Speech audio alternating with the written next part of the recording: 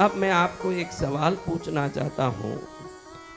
महाभारत में सबसे बली, शरीर से बलवान कौन है? हाँ, बहुत होशियार हो, वाह वाह, ज्ञान की सीमा से भी पार जा रहे हो। अब मैं पूछूं कि रामायण में कौन बलवान है महाराज?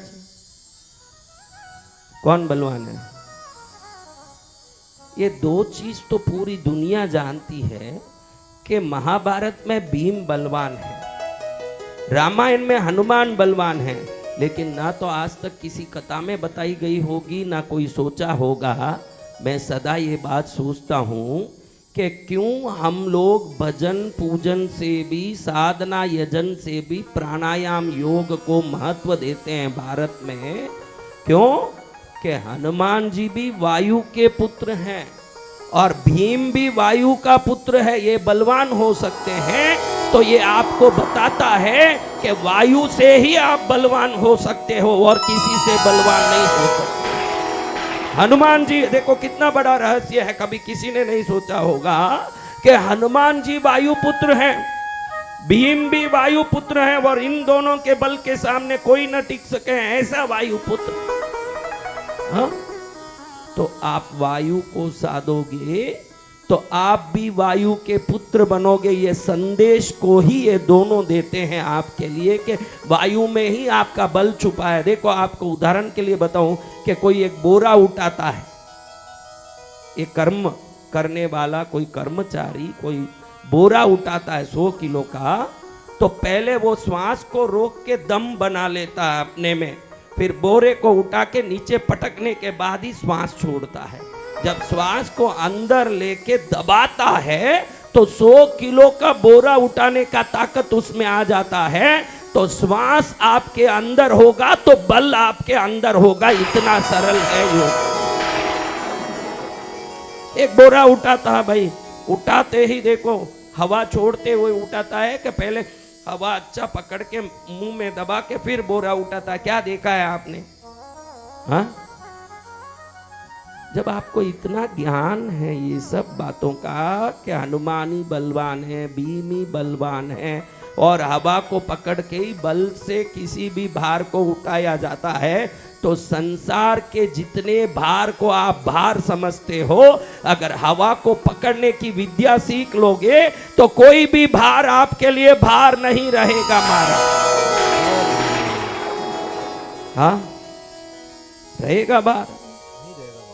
उस हवा को पकड़ने की विद्या को प्राणायाम कहते हैं। लेकिन जीवन में सदाचार आनी चाहिए। क्या आनी चाहिए? सदाचार। शांति से। कल देखो ये बच्चा ऊपर खड़े होके आप सबको सीखी हुई बातें समझा रहा था, उस समय कितनी शोरगुल मच रही थी वहां। यूं यूं जो सिर हिला रहे हो आप ही थे शोरगुल मचाने वाले। आपको ये विवेक नहीं है कि कोई बोलता है तो शांत सुनना चाहिए, और आप कहते हो कि सदाचार आएगा।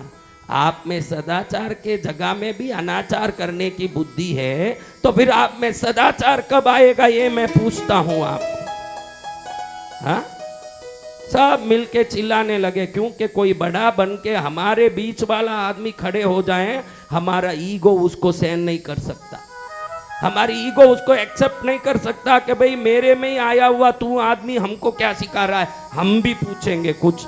आपने पूछा तो जिज्ञासा से नहीं पूछा है, अहंकार से आवाज किया है। आपका अहंकार, आपको पता नहीं है कि आपका अहंकार जोर मारता है कि तू हमारे में आया हुआ आदमी हमको यहाँ इंस्ट्रक्शन दे रहा है, हम 100 सवाल पूछ के तुझे परेशान करेंगे। या आप ज्ञात या अज्ञात रूप से करते हो, लेकिन कारण ईगो ही है उसका। क्या कारण है? You cannot stand in front of us because you are with us. You are one of in us. ये आपका ईगो काम करता है। Why you are teaching you us? Because you are not our teacher.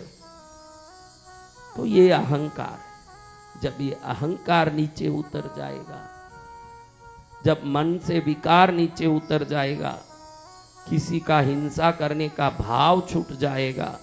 एक कीड़ी मकोड़ी चल रही है तो उसके चाल में अपने बच्चों के चाल को कोई देखता हो। आपके कितने बच्चे हैं, किसके कितने बच्चे हैं, वो खाली उंगली से दिखाओ कितने बच्चे हैं। हाँ, धन्यवाद। मैं आपको आज कहता हूं बेटा कि आज मेरा निवेदन स्वीकार कर लेना।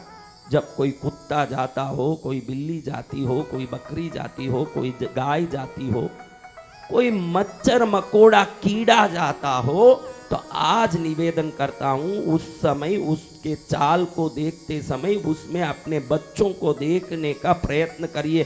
सभी जीवों में ईश्वर को तो कोई देख नहीं सकता। हम कहते हैं कि सभी जीवन में ईश्वर निवास करते हैं, किसी की बुद्धि में वो घुसती ही नहीं है। इसलिए मैं कहता हूं सरल बात है कि जब भी किसी जीव को देखते हो अपने बच्चों को उसमें देखो, उसको मारने की बुद्धि आपकी खत्म हो जाएगी, क्यों वो आपका बच्चा।